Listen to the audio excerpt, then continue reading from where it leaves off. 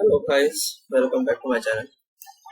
Okay, in continuation to my previous two videos, in this video I would show you how to design a summing amplifier based on OPS 1656 operational amplifier.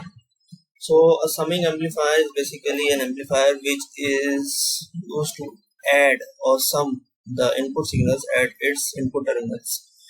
If the input signals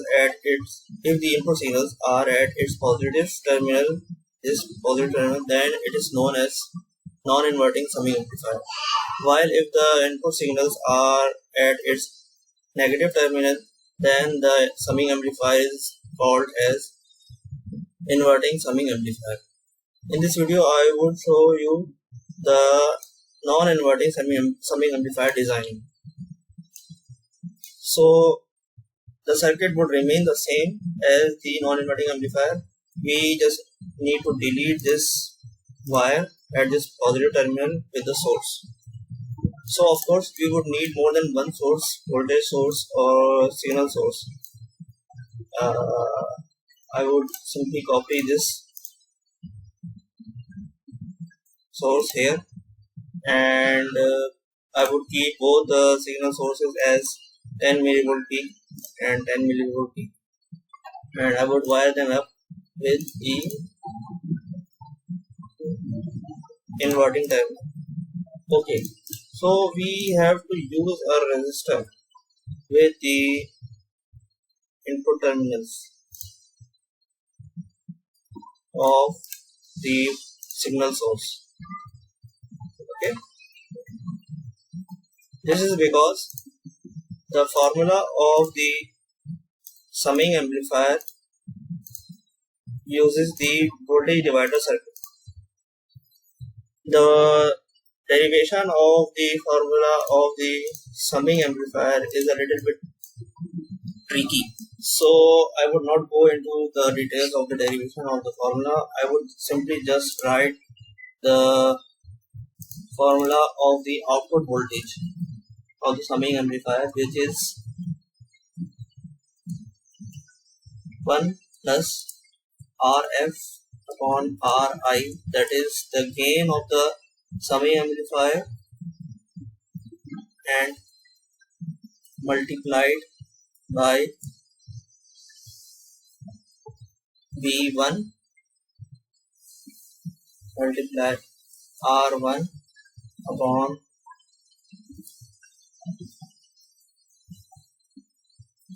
R1 plus R2, okay, plus V2 multiply R2 divided by R1 plus R2. This is the formula of the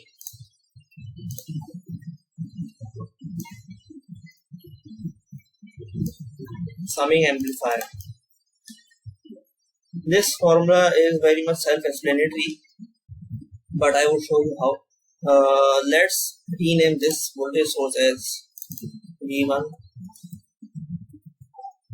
Okay, V1, and we will rename this resistor as R2.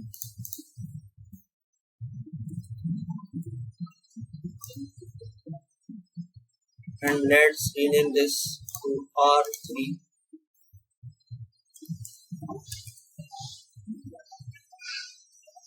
And this should be R1, and this should be R4. I have renamed all these resistors because of this formula I want to explain. Let these resistances be equal to each other. These two resistances of the input signal, let it be 10 kilo ohm, and let this also be 10 kilo ohm. Why? These resistances I have kept both of them equal because in this formula, as you can see, this is the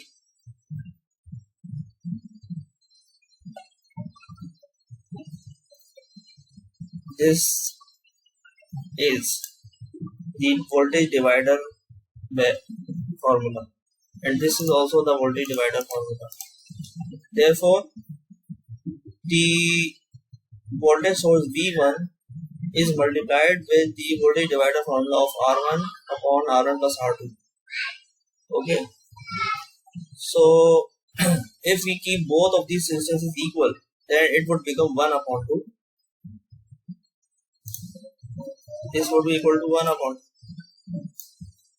and this would also be equal to 1 upon 2. If, for example, we had 3 voltage sources, 3 signal sources, then this would have become 1 upon 3, and this would have become 1 upon 3 only in the case if these resistances, these input resistances are equal to each other, only in that case. Okay, so for the sake of simplicity, I have taken these two resistances equal to each other just to show you the working of the non-inverting summing amplifier. Okay, and this is the gain of the non-inverting amplifier, as I have already mentioned in my previous videos, 1 plus Rf upon Ri. So our output voltage would be the sum of its input voltages multiplied by the gain. Obviously, if this is 1/2 and this is also 1/2, so in order to get the real sum of these two voltage sources, we have to have this gain equal to 2. We need to have this gain of 2 because we have here 1 upon 2 divider, and here is also 1 upon 2 divider. Okay, so to have the gain of 2, we already have here the gain of 2, because these resistances R3 and R4 are already, again, they are same. This R4 is Rf and this R3 is Ri. Okay, so now according to the summing amplifier, the circuit is complete. These two signal sources would eventually get summed up with each other, will be superimposed. The better word is using the superimposition. These two signals would superimpose upon each other and get amplified with this non-inverting amplifier and throw the output. Okay, let's take the node as in1, and let's take another as in2.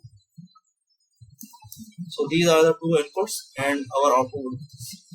Let's see what the simulation gives us. That is V1. Sorry.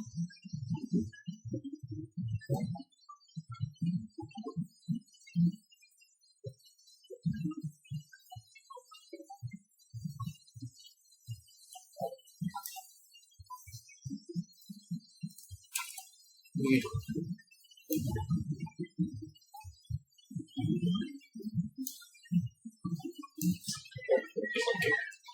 V1, V2, V3. You have to be careful because LT-Spice gives the error if you have multiple sources with same names. So you have to be careful that this is V1, V2 and this is V3 and V4. Now it would not give us error. Okay. Now let's see what the output comes. Okay, this is our output and this is our input and this is our input. Let's add a plot plane, another plot plane in our waveform here, and let's separate this input signal. Okay, so as we can see, the input signal is 10 millivolt peak, and this input signal is also 10 millivolt peak, and our output, that is V out, has come out to be equal to 20 millivolt peak. Correct? So yes, these two signals are getting superimposed upon each other or getting summed up with each other to give us the 20 millivolt peak out. Okay, now if we are going to change the phase shift of one of these signal, let's make this one signal 180 degree out of phase with another input signal. Then see what will happen. This is because I want to show you the purpose of the summing amplifier. The summing amplifier would simply superimpose the signals upon each other and give the resultant at the output. So one signal is at 180 degree out of phase with another signal. So let's resimulate and see what happens. Okay, let's bring the signal down here again. Now you can see we did it for plane here. Now you can see this input 1 is and input 2 are 180 degree out of phase with each other, and the resultant V out is 0. Resultant voltage is 0. That is 983 microvolt. It is showing DC. Okay. So this is the DC offset, which is the OPAMP DC offset coming out, but there is no signal. So this confirms that the summing amplifier is working very perfectly, and both signals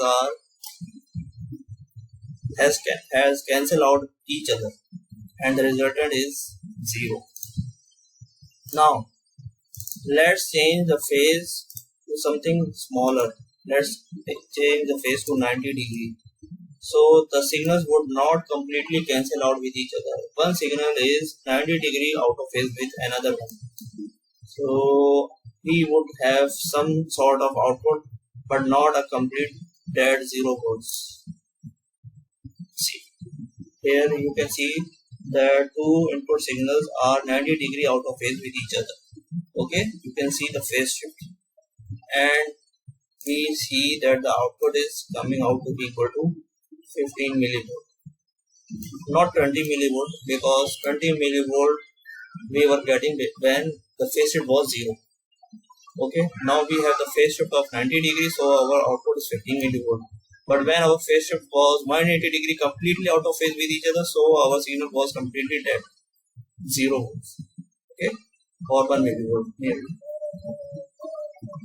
Now a little bit trick I want to show you here, that how we know that these two signals are 90 degree out of phase from this waveform. This is a little thing just I want to tell you.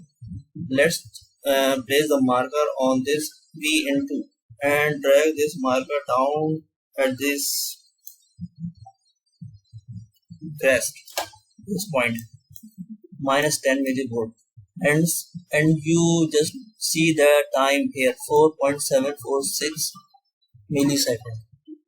You just note down this time, 4.746 millisecond. 4.746 millisecond. Now click on this marker and bring this down marker here. It is 4.96.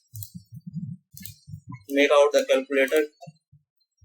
4.746 minus 4.496. That is 0.25 millisecond. That is, I'm telling you that the time difference between the two signals is actually 0.25 millisecond, and we know that our signal is 1 kilohertz, and 1 kilohertz signal's time period is 1 millisecond. So 1 millisecond time period equals to 360 degrees phase shift. We all know that. So 0.25 millisecond is actually the quarter time period. That is divided by 4. 1 millisecond divided by 4 makes it 0.25 millisecond. Therefore, 360 degree divided by 4 makes it equal to 90 degrees. This is a simple relationship between the time period and phase shift. Okay, so this is the summing amplifier, non-inverting summing amplifier. As we can see that the signal is in phase. The output signal is in phase with the input signal and not getting total 180 degree out of phase. But in the case of inverting amplifier, which I would be going to show you in my next video, the output would be totally 180 degree out of phase with the input signals. Okay, so that's all from my side, guys. I hope you learned something about the non-inverting summing amplifier, and I hope to see you in my next video. Please do subscribe to my channel and like and share my videos with your friends if you get some values from my videos. Thank you very much.